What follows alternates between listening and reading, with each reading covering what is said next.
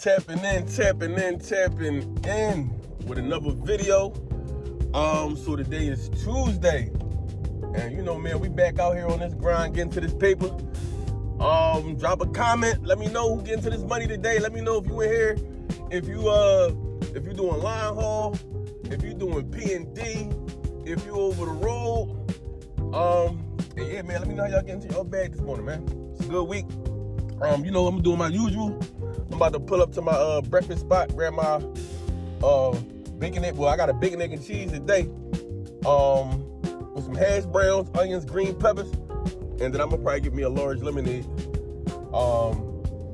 Yeah, and then, you know, start the day off right with some good food, and then I'm gonna tap in with y'all. We got a lot to talk about today. If it wasn't for this one part, trying to get on this turnpike, yo, my commute to work would be sweet. It's always just one part. They doing some type of lane construction, like, so everybody's trying to merge. It's just dumb. It's just dumb, and it takes up at least like 15, 20 minutes of my drive time. And if it wasn't for this, bro, I'll probably have like a 30-minute commute to work. 30 minutes. We got that out the way. So yeah, man, tapping in. So I don't know if y'all saw my last video. I know I'm slowly getting, you know, my viewers back, so, you know. But if you didn't catch the last video I made, I'm gonna put that up there. But I mentioned that I work for FedEx, right? And when you work for FedEx, you know, maybe some of y'all do, some of y'all don't know, but FedEx doesn't hire direct employees, right? So what FedEx does is they'll hire contractors, and those contractors, like ABC Logistics, right? They'll hire, FedEx will contract with them, and then ABC Logistics, they'll look for drivers, and then that driver will be a direct employee of ABC Logistics. You feel what I'm saying? So if you see any of these FedEx, at least that's how FedEx ground work. I'm assuming that's how most FedEx works. And even when I back in the day, I was doing the FedEx package delivery. I remember they was contractors too, so maybe it's just the whole FedEx. But nonetheless, I know at my particular company with FedEx, we get paid mileage pay. So this is the first time in my trucking career that I've been paid by the mile. So now that brings me to the point where I can actually compare now, right? I feel like I've been paid every way that you can be paid in trucking. I've been paid percentage-wise, a percentage of the load. I've been paid per load. I've been paid hourly, and now I've been paid mileage pay, right? So one might ask, well, what's the best way to get paid in trucking, right? So my answer would be, it depends on what type of work you're doing, right? It definitely depends on what type of work you're doing. For LTL, the stuff I'm doing now, not even LTL, this is line haul, I'm assuming. All we do is, we're in a truck. Like today, I'm going up to Smithton, PA. That's like a 4.5-hour drive. To be more specific, I think it's like 362 miles or something, give or take, like that, 360 something miles. Maybe not that much. Maybe like, I think it's maybe like 306 miles, something like that. So, you know, we drive up, we drop the trailer, we pick up a trailer, we literally turn around and come right back. And that's your 8-hour day, 9, 10-hour day, with your break, I mean. So with something like that, either way will work, right? Either way will work, hourly or mileage pay. I prefer the miles because, like I said, that's like a 600 mile a day, yo. 600 miles, boom, straight shot up, straight shot back. You just made your brand. Opposed to something like the last job I came from. Now that was more so a LTL. So that means you bumping docks, unloading the truck. Sometimes you using the lift gate. You wouldn't want to be paid by cent per mile doing that type of work. Number one, because you don't get that many miles. I think we might do all of 200 miles a day, because it's a tight knit area, so you do a lot of stops, but you're not going super far. So you probably don't even crack 200 miles a day, honestly. But why I say you wouldn't want to be cent per mile, one, because you don't get a lot of miles during the day, and number two, specifically, it's a lot of hurry up and wait, or it can be a lot of hurry up and wait with LTL, right? You might get to a dock and you might have 2 trucks in front of you and they only got 1 dock door. So now you gotta wait till both of them trucks get unloaded. You know what I mean? Or you might have a pickup at the end of your shift, you might have a pickup, and that pickup, they might not be ready. So now you sitting around waiting 20, 30 minutes for a pickup. And this is on a daily basis. Like, you're definitely gonna be waiting when it comes to LTL, 9 times out of 10. Some days you'll get a good day, and you know, everything just seems like click and everything moving. You drop, go, you get a pickup, they ready, everything ready. But on a 5-day basis, bro, you're gonna be waiting at least 3-4 of them days. You know what I mean? So it's not gonna be worth your while if you're getting cents per mile, because you know they don't care how long you wait. They don't care about your time. And I remember that was my biggest thing when it came to the tanker, the pneumatic tanker. And if you go back further in my videos, you'll see I hated that job. That job burnt me out. They had me ready to stop driving trucks. Just because the pay didn't make sense, where they didn't pay us hourly. Because like we will be making bread, because the way it works is you gotta load up in the morning from a rail car, but the rail yard doesn't open until like 5. So you got all these trucks from other different companies. Everybody's lined up trying to get to this rail yard. It was just crazy, bro. It's crazy. So it's a lot of wait time. But then it's like you don't get a lot of miles. Like they might send you. I think the furthest route they had was Hagerstown, Maryland, right, coming from Philadelphia. So I want to say that's maybe a 3-hour drive. Yeah, like a 2.5, 3-hour drive. So that's not a lot of miles. So how they do it is they'll just give you a pay. What is it? Like a load pay. So each load already has a predetermined pay to it, right? So obviously the longer you get there, you'll know, all right, this load pays this load pays this. So when you come in the morning, you already know how much you're making for that day. Now that could work, but the thing about that job is a lot of they loads didn't make sense. A lot of they loads paid like 200, 225, I think. Yeah, like it was some bullshit that I couldn't get with. And the thing was, it paid so low, but it took so long to do. You gotta, like I told you, gotta wait to get in the rail yard. Then it takes an hour and a half to 2 hours to load the tanker. God forbid you go overweight, so now you gotta go back, unload it to get the right weight. Then you gotta drive to wherever you're going to. Then it takes another hour to hook up. God forbid the line gets plugged. So now you gotta start sucking stuff back in the tank pause. It's like, nah, that job was treacherous, bro. That job was treacherous. So that's load pay though. Definitely not a fan of load pay. And that's why if you ever notice, if you see a lot of these dump truck guys, and it probably don't even matter what state you in, what city you from. If you ever see dump truck guys, bro, they always rushing, right? They always doing like 70, 80, they always rushing, because 9 times out of 10 they load pay.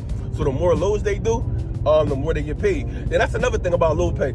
So it was a couple dudes in there that if you could get 2 loads a day, they was making bank, right? Because like I said, the load might pay maybe 200, 250, 225 or something like that.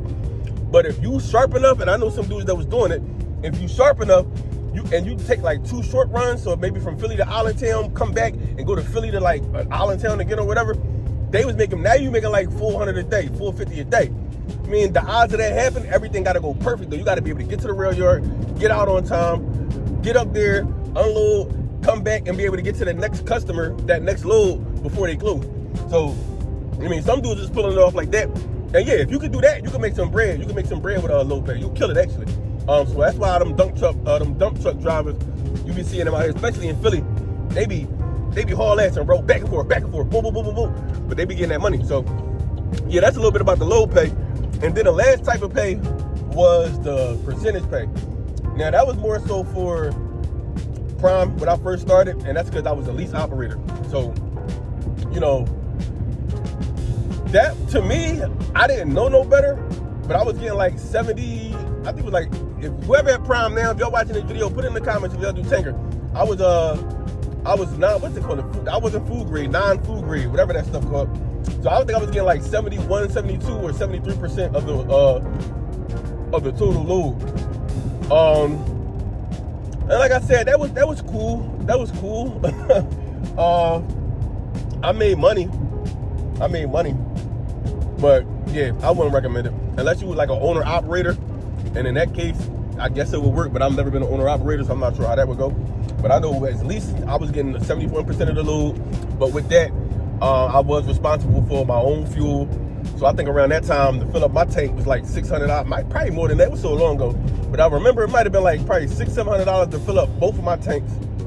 Then I had to pay, what we paying, insurance, tire fees, and I mean, I still made good money. Like I said, $2,000 a week, $2,200 a week, $2,300 a week sometimes. So it was good money. But then you got to pay, put in taxes too. But if you ask me, my favorite way to get paid would have to be still hourly. Not even gonna lie to you, still hourly. Cause I feel like hourly is the sweet spot. So far, FedEx ain't played with me yet though. But yeah, I can see room for error with the mileage pay of one day FedEx might be backed up. Now you waiting, you sitting there waiting. I can see how drivers would get annoyed. And like I said, I only been here a month and a half, so I haven't experienced that yet. But I'm pretty sure it happens. And that will probably tick me off. But that's why I say hourly to me is probably still the best way to get paid, because I feel like number one, companies will respect your time way more. And then if it's like you get into a jam, it's overtime. They do got to pay. You know what I mean? So it ain't like you just sitting there working for free. No, you sitting there on that clock and you making money just as time tick. Now the only thing I don't like with a lot of these trucking companies is they'll get slick with the hourly pay. Now let me know in the comments who y'all work for if this ever happened to y'all, right? So any other regular job, you'll get your 40 hours and then overtime is after what? 40 hours, right? Well, a lot of these trucking companies, I don't know how they able to pull this shit off, bro. But the last company I was with, overtime was after 50 hours, right? I think I heard some crazy shit. Like one boy said they overtime was after 55 or they get crafty with the overtime work. So that'd be the only thing. So they'll respect your time, but then they kind of don't, because they know. And then the ironic part is that last company, if you start getting overtime too much, they'll notice. They'll call down from wherever they're calling from, I guess corporate.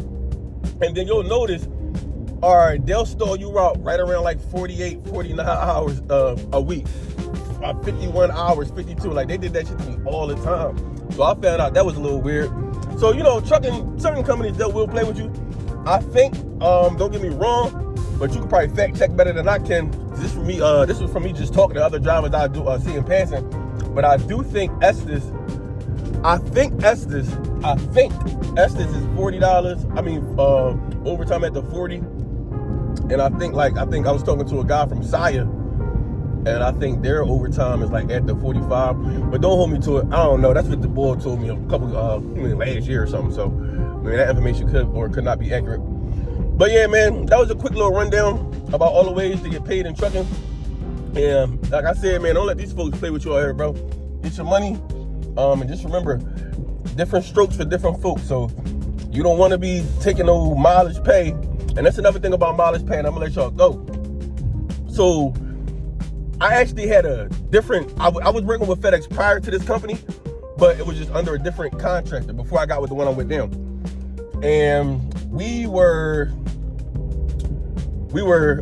set load pay, right? So that particular contractor, he had a few loads, and I guess how it works is all these contractors, they get a certain amount, they could bid on loads or whatever, so they got the same, they get the same loads, so they already know what they're gonna pay the drivers.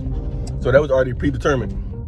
But I will always see on Indeed, especially if you're like in the Philadelphia area, if you ever go on Indeed, you'll see a lot of FedEx contractors, but they all pay different.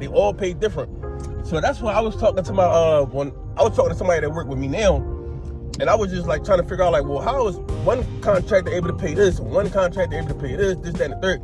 So a lot of that has to do with how much work these contractors get, right? So you might see a contractor with super high CPM, cent per mile. They might be paying $1.50 a mile. Not realistic, you probably won't find $1.50, but you'll probably find somebody for like 80 cents a mile, 75 cents. I think I have seen $1 a mile working for FedEx.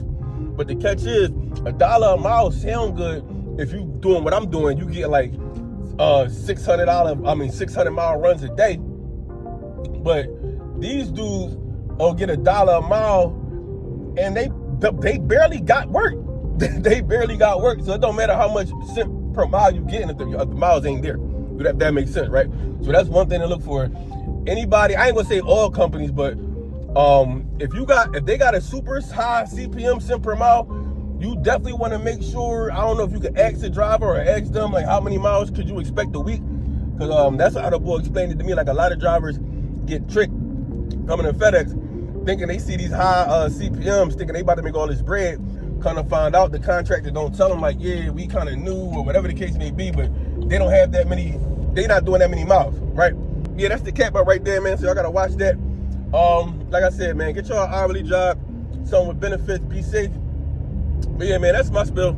Let me know in the comments though, man, how y'all feel. Like, let me know if y'all rather hourly, if y'all rather CPM, if y'all rather low pay. Let me know what's best for y'all and why. And we can have a little dialogue in the comments or whatever. So yeah, I'm gonna tap in with y'all. I'm out.